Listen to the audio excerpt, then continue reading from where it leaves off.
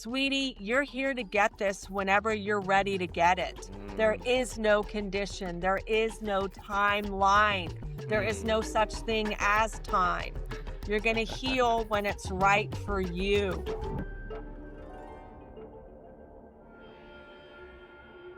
Hello, and welcome back to Retrieving Sanity with your podcast host, Keegan, and this is your podcast for all mental health, addiction, recovery issues, and topics. Now, I've got some questions for you real quick. Why do so many of us keep sabotaging our own lives, even though we know what's best for us?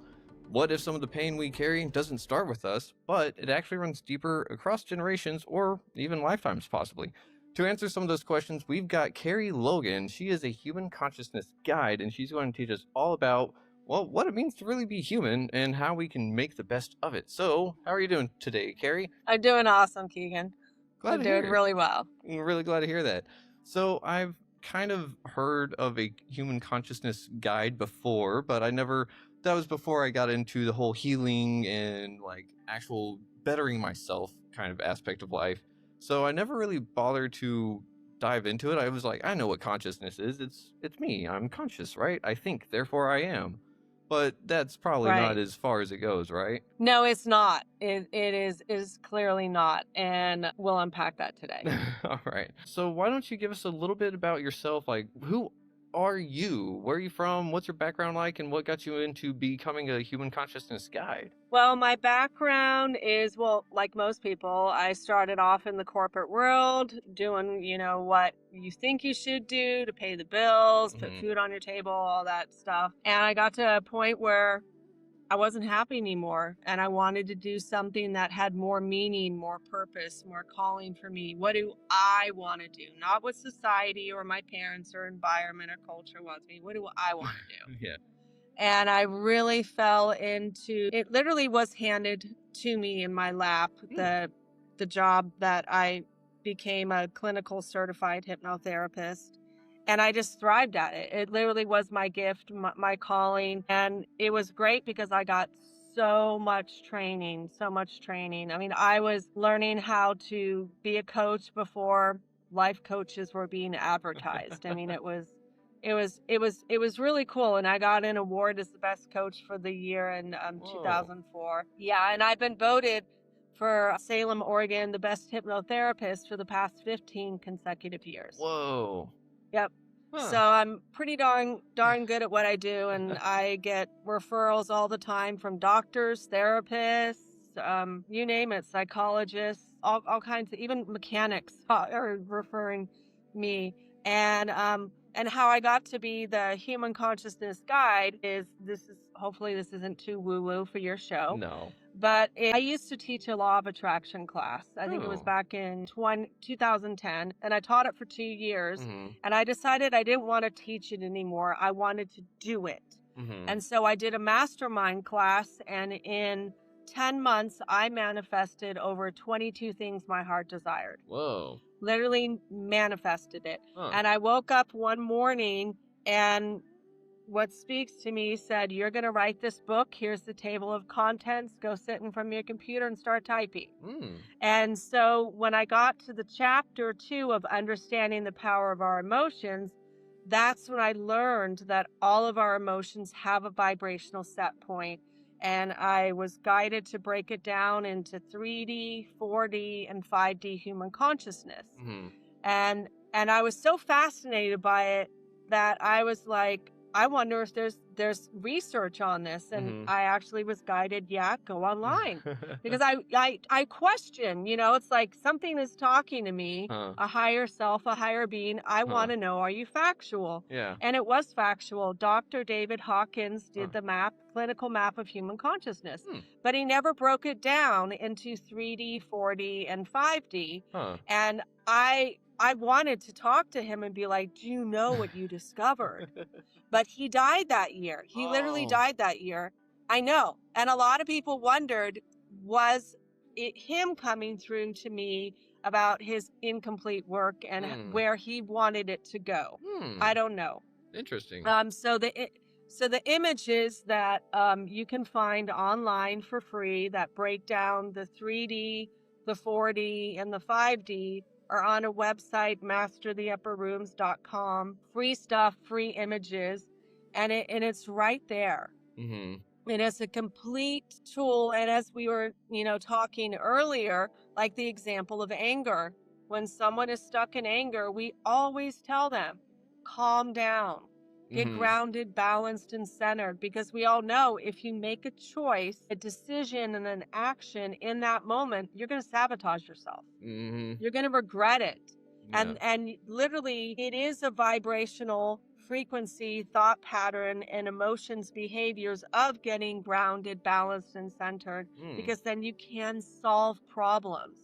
You're not stuck in black and white thinking anymore. See the gray areas. Well, I love that. So not everything is just black and white. There is a little bit of gray in there too. So it's kind of like yin and yang, right? It is, yes. So it's kind of like I give the example of everyone is a teacher and student for one another. Everyone is. And the hardest lessons we learn in life come from those teachers. Yeah. And I like to call them pain lessons. Ooh, yeah. Okay? Everybody has a pain story. But the problem I see that happens in society is we get so stuck in the human experience that we can't realize our soul is here to learn a lesson. And maybe why we're here on earth as this soul is to learn the lesson of unconditional love, of equality, accepting everybody, of having more peace and harmony. And maybe it is to teach you how to set healthy boundaries, how to speak your truth, how to have a healthy self-esteem instead of one that is, just so prestigious and cold and righteous. That's the lesson that we're here to learn. That would be amazing. But that's the hard thing, right? Is that there's so much going on in the world that it keeps us from loving because there's so many obstacles to love.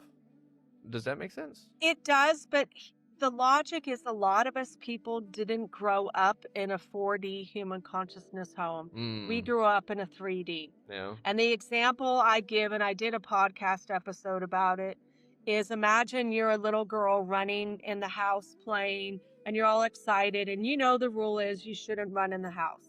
You know it, but you're playing with a new toy or chasing an animal or something, and you're just having fun. Yeah. And by accident, you hit the coffee table and you knock over mom's favorite vase and it shatters into pieces. Yeah. Most kids, we freak out. We immediately go into the mode of regret and sadness. We start crying. We're afraid. We literally get afraid that we're going to get yelled at because the majority of the time we got yelled at, Keegan. Okay? Yep. And what happens with that kiddo is that child spirals down. The parent doesn't have to do it. The child literally, when you're yelling at that kid, the child spirals down into regret, into despair and hopelessness, into guilt, remorse, feeling judged, inadequate, blamed, all the way down into shame and humiliation. And that's where our core wounds start, where we believe, I'm not good enough. I always screw everything up. Yeah. I'm unlovable. Because if you grew up in a 4D consciousness home, your mom would go over to you, she'd get on her knees, she'd do eye contact with you and say, sweetie, there's a reason why we have this rule in the house of no running.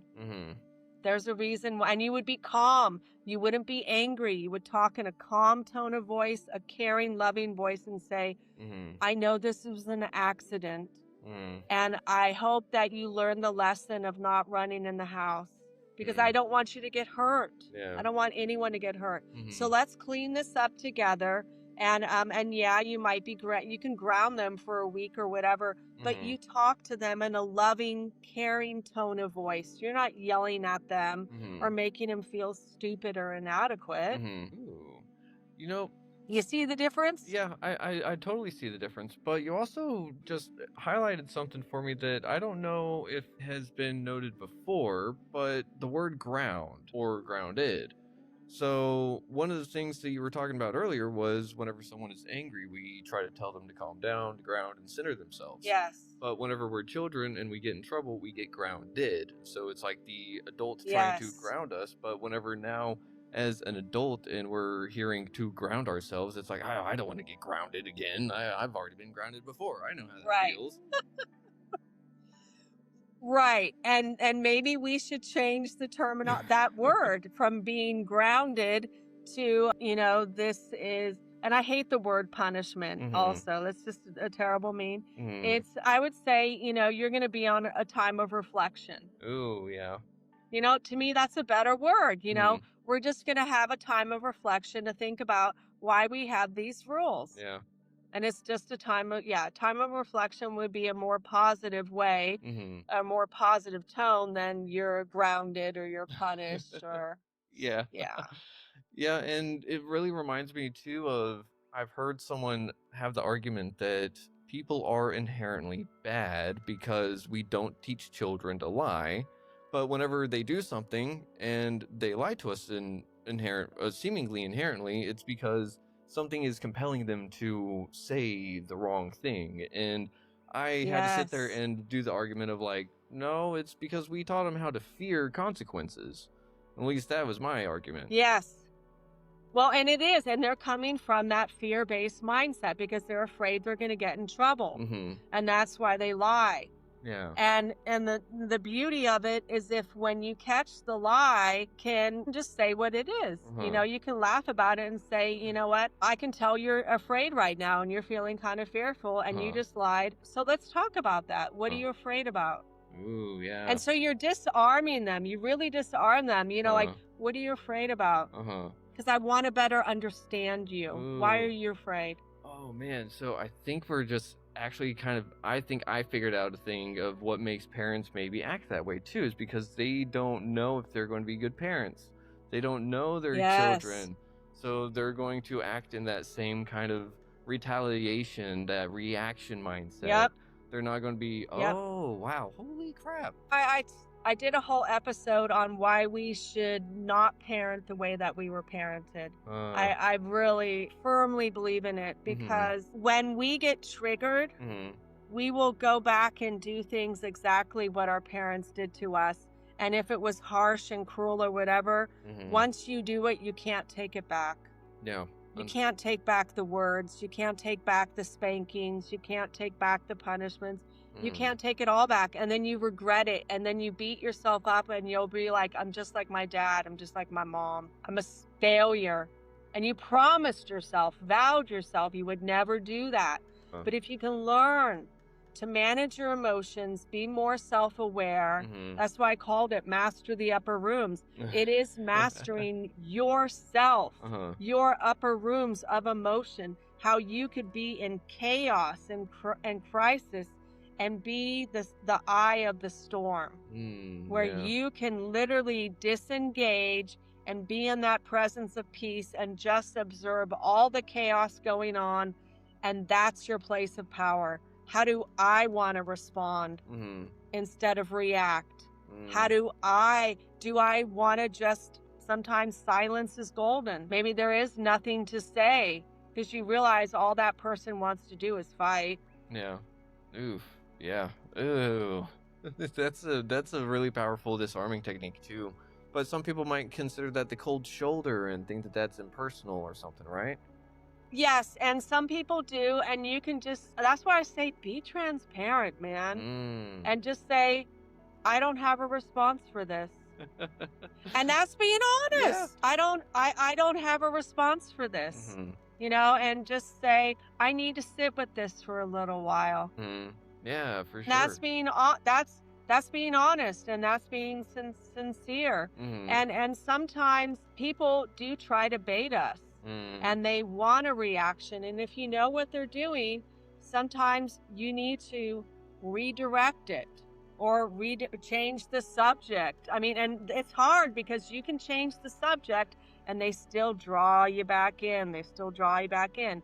But that's where, when you learn, it's a game. You're in a place of power and you can just disengage. It's not, it's like it's not fun anymore. Yeah.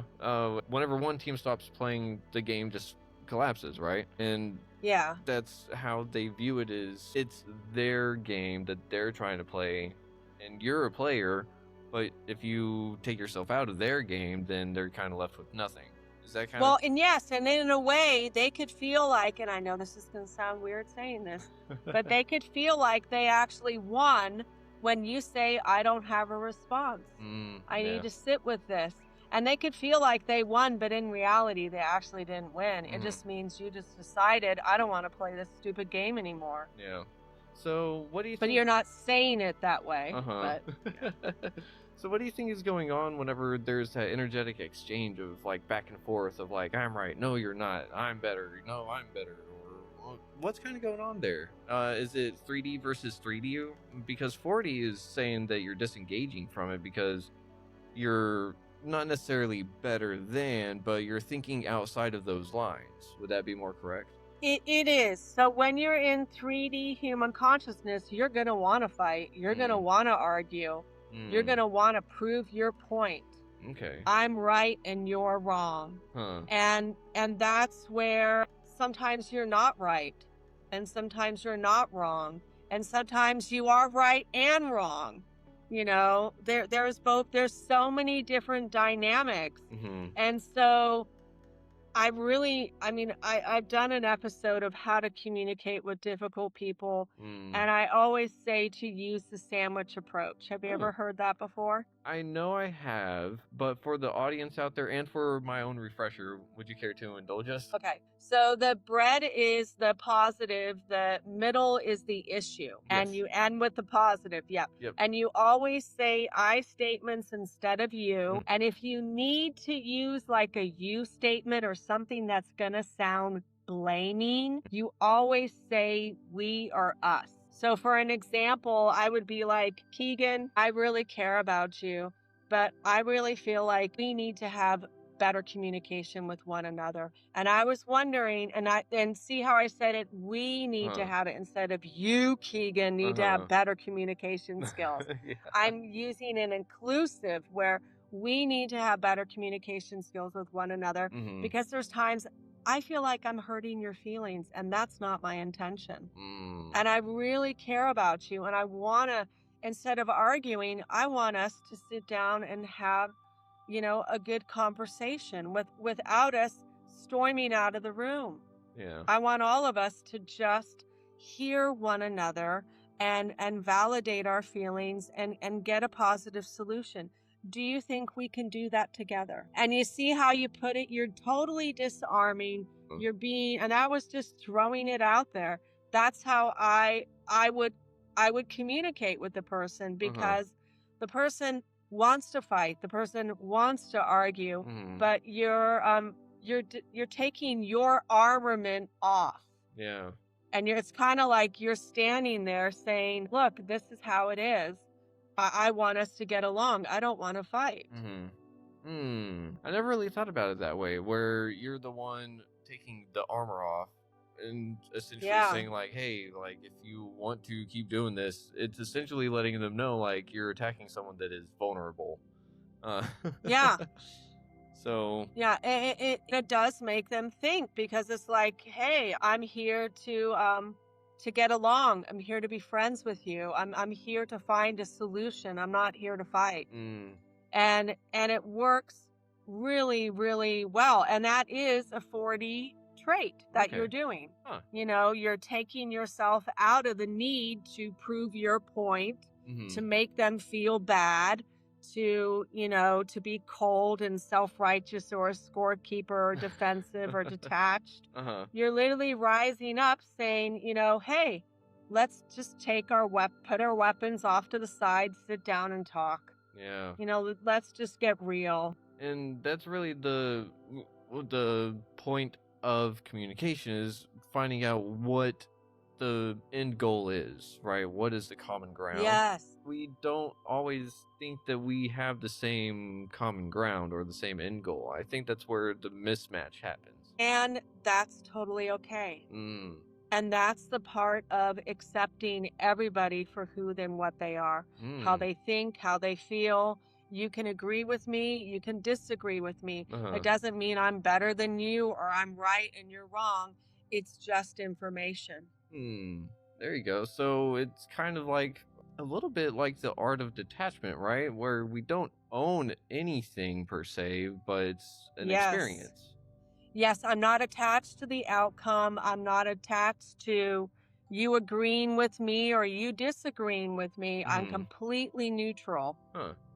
And the thing is your intentions is really what matters too. Huh. Is what is your intention? Is your intention to find a positive solution? Or is your intention to make this person feel like crap? I mean, you got to ask yourself that, Yeah. that question. Mm-hmm. Yeah. And so self-awareness is so key and so critical. And then the other thing that just popped in as an intuitive hit is body language. Oh man, someone Ooh. could totally say that they are congruent with it and everything, but their arms are crossed and they're scowling at you, and the look in their eyes can like burn lasers in you. You know what Yeah. I'm talking about, Keegan. Oh, yeah. Yeah, their actions do not match their words. Oh, not even a little bit. And those are the ones that sometimes we want them to be on our side. We want them to be friendly. We want them to maybe just be on our team. But for some odd reason, they may see something in us that they don't like, or maybe we still see something in them that we don't like. But how do we address that kind of thing, and what really causes us to see something in someone that we don't like? Well, we kind of touched on this earlier, and it was beautiful about the mirror. Mm-hmm. And literally, if you can't accept someone for who they are, there's something about you that you're not accepting. Something deep about you, and they just triggered it.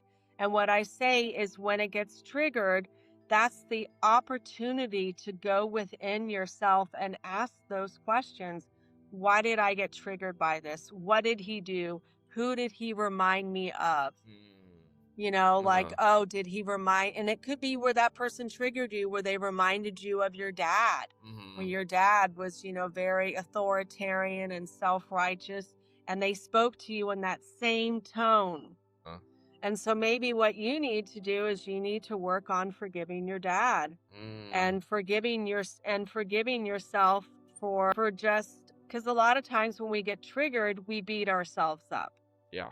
We do. And maybe what it's trying to teach you is, I just need to accept my dad for who he is. Yeah, I can love him, but I don't like him. And what I don't like is how he treated me and his behaviors.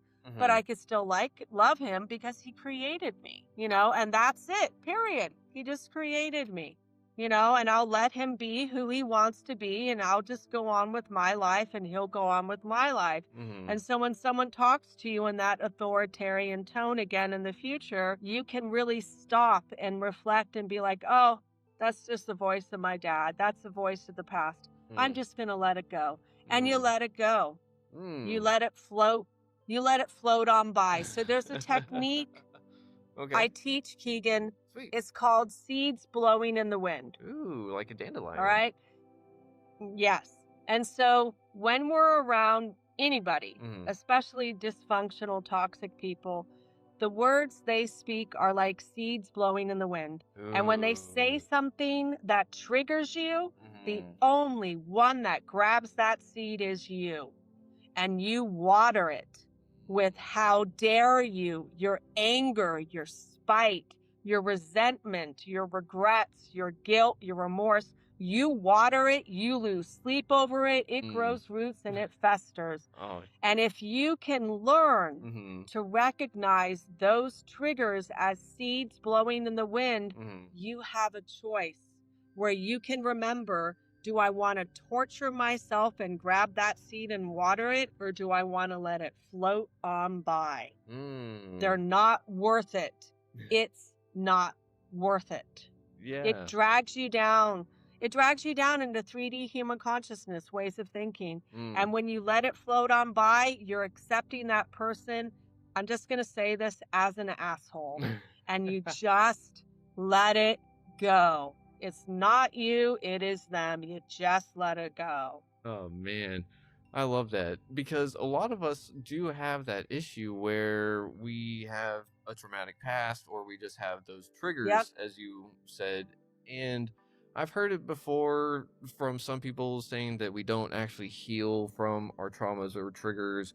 And then I've heard some people say that we do on certain levels in areas like that. And my personal experience right now is that we heal, like the trigger is always there, the trauma is always present, right? But what I heal is my reaction to it. Yes, and you're disarming it. So think about, I did an episode on healing happens in layers. Okay. And so think about when you experience any kind of trauma. And Yeah. there's like 17 different ways we can get traumatized.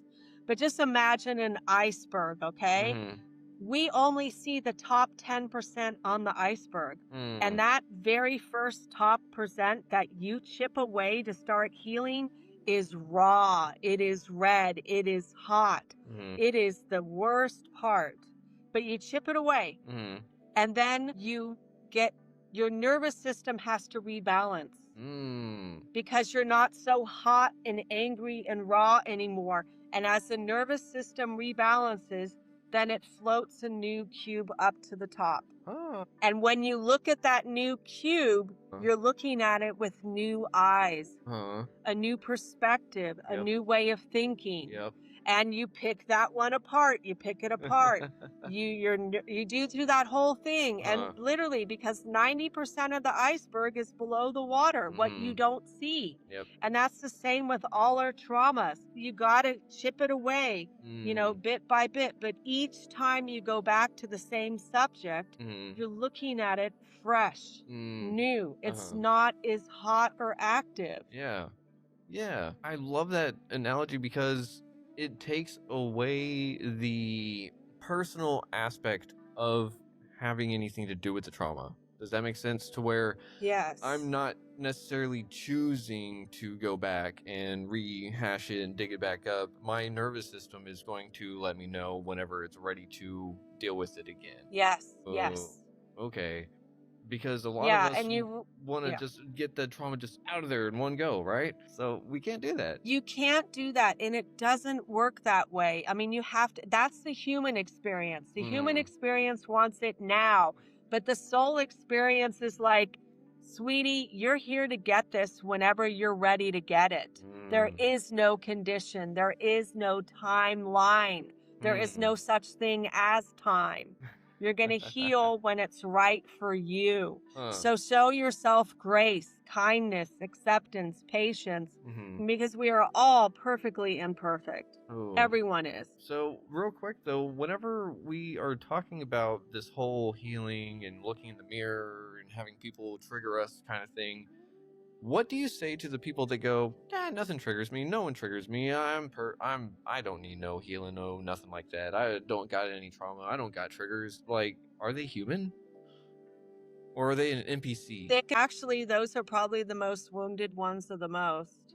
That's kind of what I would say. Because they're really stuck in denial, and it's the illusion that everything is fine, and they're wearing a mask, and they're going throughout life wearing a mask, pretending it's all fine, when really it is not. And they're just trying to manage and hold life together every single day, trying to, it's like that perfectionism, trying to appear that I have the perfect life, when in reality they don't. And I'll give you a good example of that. I had a client, this was over 20 years ago, that wanted to end her program, her weight loss program, when I worked for Positive Changes Hypnosis.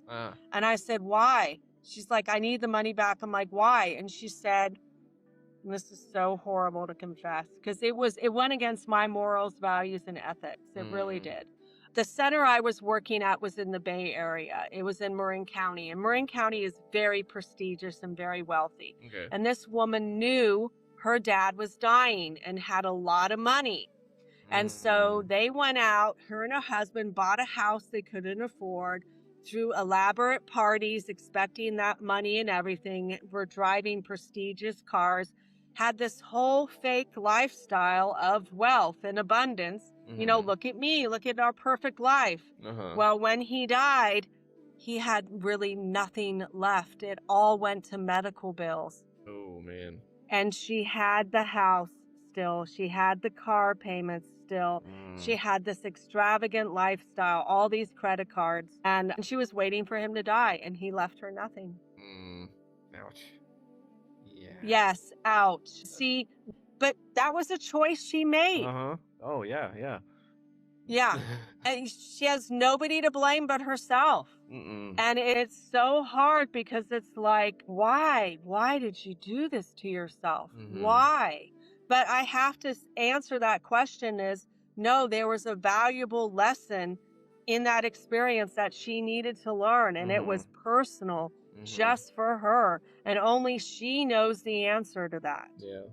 So I love how you just wrapped it up with that little bow, because it really does highlight the human experience, right? We are here in every big bump that we have, whether it seems big or not, is there to teach us a lesson of sorts, right? It's not just to be unexperienced. It's not just, and you mentioned it earlier, we are both student and teacher. So how do we take those lessons that we learn and flip them to be lessons for others? Or do we do that on purpose? Well, the way that we kind of flip it as we're teachers and students for one another is by being storytellers.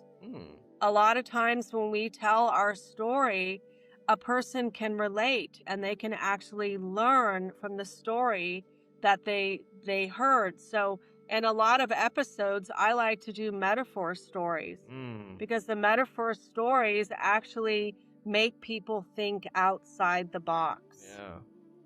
So that's why fairy tales are such a big thing to help teach children early on, especially, right? Because it is that thinking that is not quite within the realms of our everyday kind of thing, right?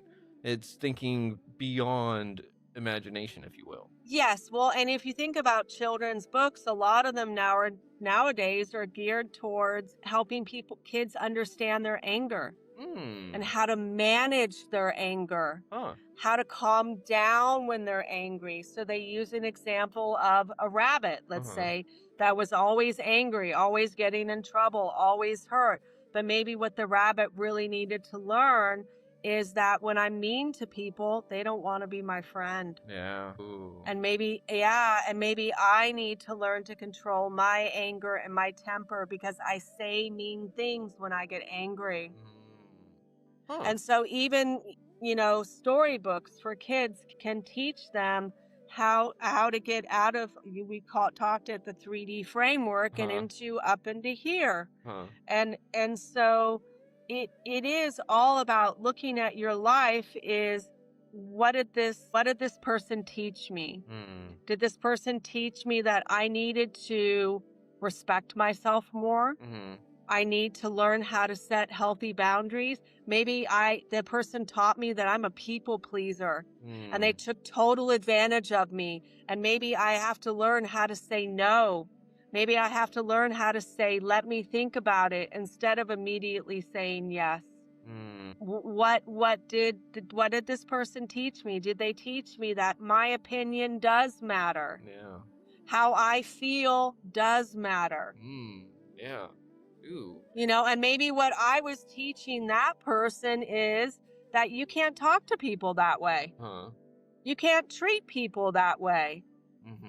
And I'm going to stand up in front of you and I'm going to say, I've had enough. So maybe they might not get it in the moment, but maybe later on in life, they'll reflect on that conversation where you said, I'm no longer going to allow you to treat me like this. And they'll meet someone later on in life that they really like, and they get angry and they blow it and they want forgiveness. But that person they cared about said, no, I don't want to be with someone like you because you're angry all the time. And that is their lesson. Yeah. Ooh. So I wonder, there's probably a lot of people out there that just have a lesson just waiting to be uncovered, but they're just a little afraid to get to it, right? It can be. And a lot of times, instead of hitting rock bottom and having to have a painful lesson, you can start working on it now. You really, really can. I mean, there's so many questions that we can stop and we can go within, we can journal. We can really ask ourselves, like, let's say you Keegan, we're in a bad relationship, really sit down and ask yourself, what did that person teach me about myself? What was I doing that was not supporting the relationship, but was damaging the relationship? What was I doing? Yeah. And then when you find out what it is, what could I have done better? And what you could have done better is up in the 40 realm. Was it maybe I needed to say kinder words? Maybe I needed to be more optimistic or more patient or more understanding. Maybe I wasn't affectionate enough maybe I needed to be more affectionate, but I allowed my past traumas to make me just be so detached I can't connect to other people. Yeah. Well, real quick, while we just brought up the 3D and 4D thinking again, do you mind if I bring up the charts for the 3D and or 4D? Yeah. So that way we can show Yeah. the audience what we're talking about? Yep. All right. So you should be able to see that right there. Can you see that, Kerie? Awesome. So that should be the 3D human consciousness.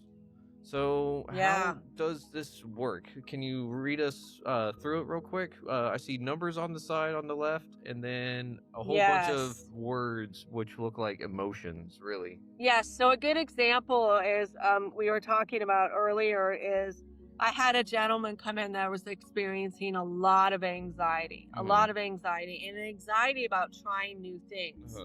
And I looked at him and I said, I think you're stuck in fear. And let me ask you these questions here. Let me just ask, I'm going to say these emotions and tell me, does it align with you?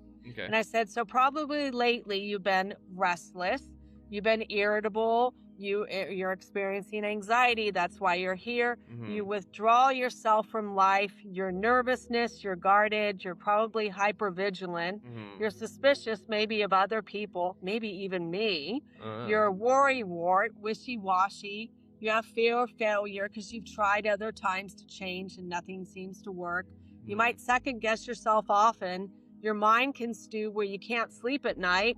And you have an inability to trust anyone. Does any of that resonate with you?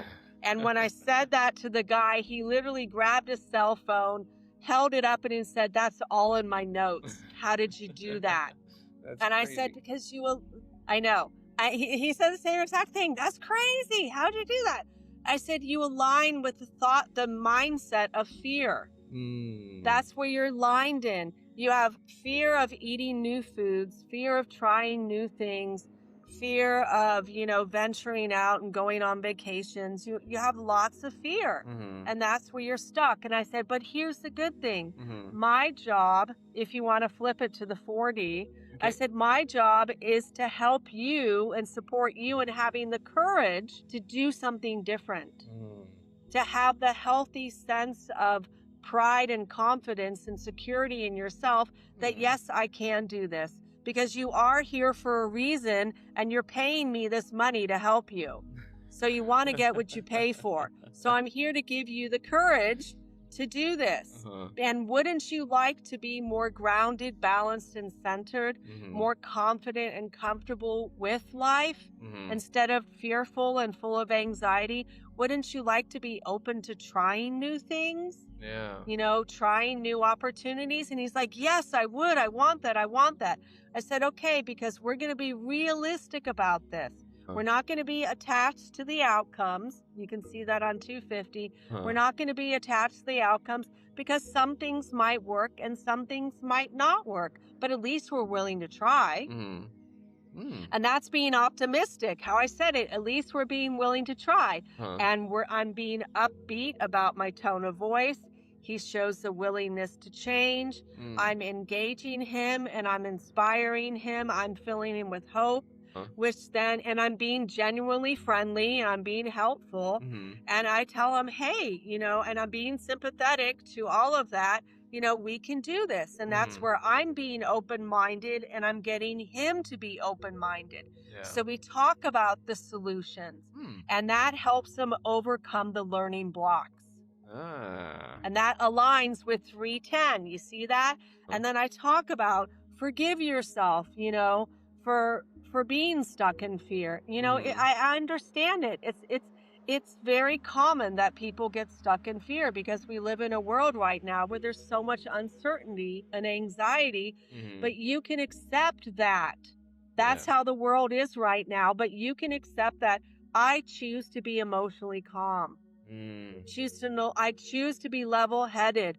I choose to take responsibility for my actions because the only one I can control is me, nobody else. Yeah. Right? And everybody has the same rights as we all do. And I honor equality. I'm going to be patient with myself and patient with others. And so, you see the whole picture. It's no longer distorted by fear. You see how it is, and you raise them up to being reasonable. It's like, hey, I can understand why this fear happened. Yeah. You know what? It makes perfect sense. But you're not in that situation anymore. That's in the past. We're now focused in the present, in this moment of power right now. And we're going to seek solutions. So it's me showing that I have a deep respect for him, and I honor him as well as I honor everybody. So you see how it all aligns in. You're having understanding. You're educating them. They have gratitude. I have gratitude. We have appreciation for each other. And it helps people grow because you're not judging them. You're not making them feel inadequate or small. You're inspiring them. Yeah. Yeah. Okay. So I'm going to go ahead and pull the 4D off there real quick, unless you want to talk about the 5D real quick. Well, the 5D is really cool because that's where you manifest and that's where the magic happens. Okay? It really is. So when it came to me manifesting anything, I would align with that frequency of love as if I already have it, where I am playful, fun, I have true happiness, and I just feel blessed in life. I'm thankful. I'm grateful. I'm joyful. I feel it's complete. And it's not an egotistical desire. It's a heart desire. Yeah. And whenever I've done this, and it is in the first book that I wrote, Affirming and Focusing on Living a Better Life, where I tell stories where I manifested money and I never focused on the money. I focused on what the money would do for me. Like I've manifested a house. I've manifested the list of so many things. I mean, the most cool one that I manifested was a Wii for my kids. So I'll tell that quick story really, really quick. Okay. My daughter at the time, when she was in high school, wanted a Wii. Really, really wanted it. And I knew my mom had one. And my mom never used it. It was still brand new in the box. And my brother and I tried convincing her. Tried talking to her. Give it to her for her birthday, maybe Christmas. She never did. So I decided I'm going to manifest this. And what I did was I got it in my mind and I would visualize, really in my heart, visualize my kids in the playroom playing on the Wii. My kids love their Wii and I love my kids, and my kids are so full of happiness and joy. I looked up what it cost to buy a refurbished Wii, and it was about $100. So I saved up $100, and that's without any games. And it only took me 2 weeks to get this. Oh, wow. So about around that 2-week mark, I went to pick up my web developer because I needed some help. And he got in the car and he had a paper bag. He said, I'm a little short on cash, and my mom and I were wondering if you wanted to buy this. He said, it's a Wii. And I'm like, what? A Wii? He didn't know. I didn't tell him. A Wii? Really? Okay, well, how much do you want for it? And he said, well, I've loaded on an external hard drive 30 free games along with the Wii, and I'm wondering if you want to buy it for $60. And I looked at the guy, but here's how the universe works. I looked at the guy and I said, I can't buy it for $60. I can buy it for $100, and here's why. Because I was planning on buying a Wii without any games, and you're giving me 30 free games for free. Yeah. Will you take it for $100? That's the right thing to do. And he's like, yes, yes, yes. Yeah, for sure. Holy crap. Huh. Yeah. Wow. It's interesting that it happened in such that way because it just highlights that it comes about in a way we don't recognize or really anticipate, right? Because that's where the magic's at. It's all heart-centered. Mm. If you listen to anyone talking about spiritual stuff, they say you have to align with the heart. Mm-hmm. The heart actually is more intelligent and powerful than our brain. Weird. Science has proven this. It is more intelligent. There have been studies like heart math where they have put all these wires on people and they have them sit in front of a computer and they'll quickly flash images like a baby or a snake jumping or this and that. And every single time the heart picked up the signal first, sent it to the brain, and then told the body how to respond. If it's a snake, oh. If it's a cute kitten, oh. Yeah. You get what I mean? The heart is a brain. And when you want to manifest, you line up with 5D. Okay. So real quick, on the left where it says numbers 500, 540, 600, 700 to 1000, is that hertz? Yes. Okay. It's the frequency. It's the alignment. It's amazing, the frequencies. I mean, because we are energetic beings. We are magnetic beings, and we bring things to us. And so that's why I say when we bring to us a horrible person into our lives, our nervous system is bringing them to us because it's familiar. It literally is the medicine you need to heal. It's not what you want to hear, but it is the medicine your soul needs to heal.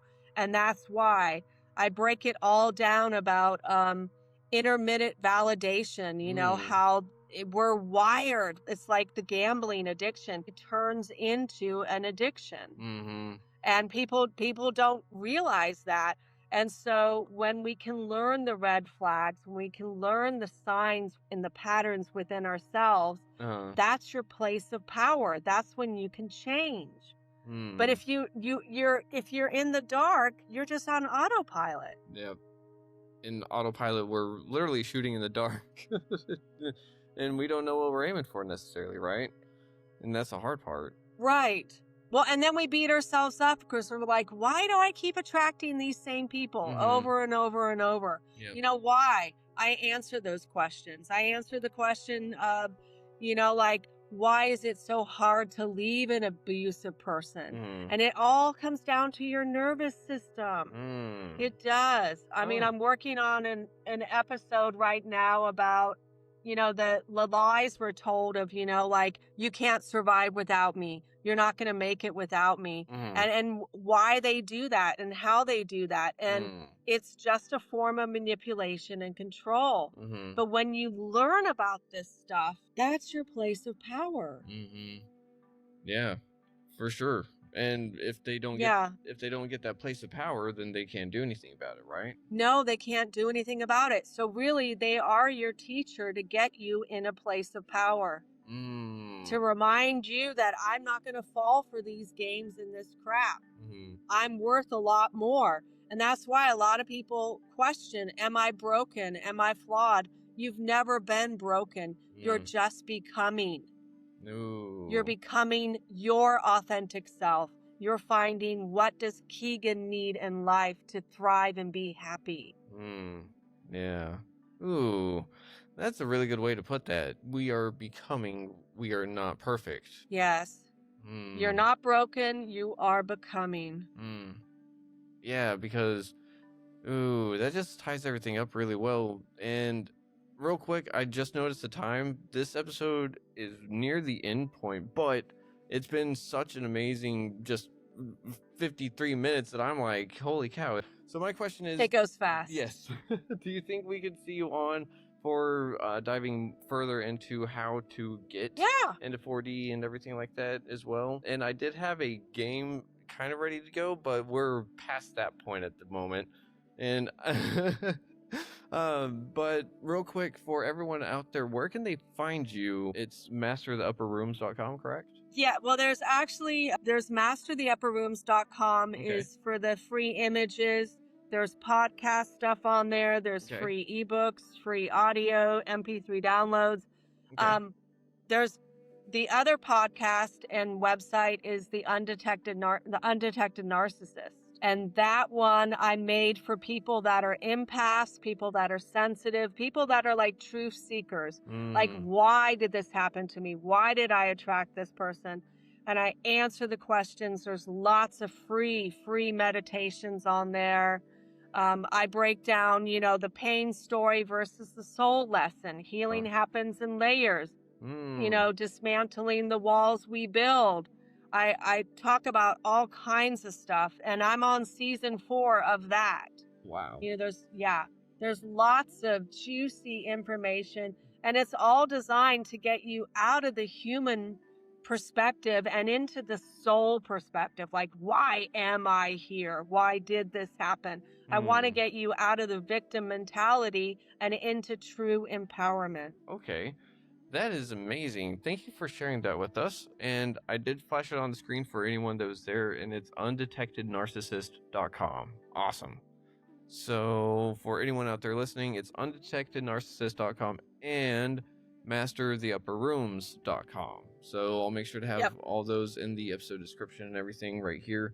But man, I've got so many questions. Like, I've got a lot of information, but that's kind of the thing, is that I'm one of the people that always has to ask why to the why to the why. Whenever I get one answer, it's like, okay, cool, but why?